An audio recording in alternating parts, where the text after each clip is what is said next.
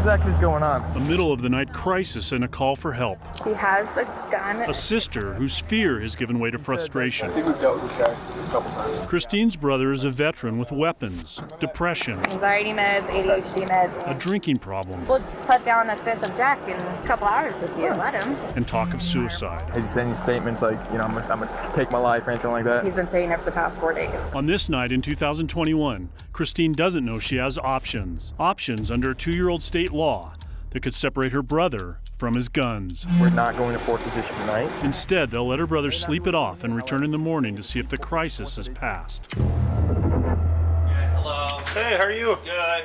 What's going on tonight? 4 years earlier, there were few options for dealing with someone in crisis who had guns. 3 officers hit! One down! I want to get right to some breaking news we're following out of Douglas County right now. Still an active event. Officer down call. I think about it often. I think about what could we have done in the front to prevent such a tragedy. That crisis seared Douglas County Sheriff Tony Spurlock. One of his deputies died.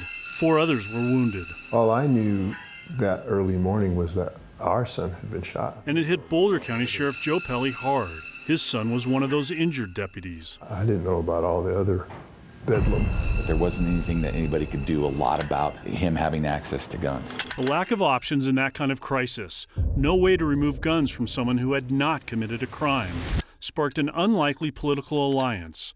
A Republican sheriff from a red county. Politics is a strange fella. And a Democratic sheriff from a blue county. This became a special interest to me on a personal level and a professional level. Working together on a law allowing judges to temporarily take guns away from people in crisis, not because they're criminals, but because they're dangerous. House Bill 1177 concerning creation of an extreme risk protection order. 38 aye votes, 25 no votes. It took effect January 1st, 2020. Passed as amended.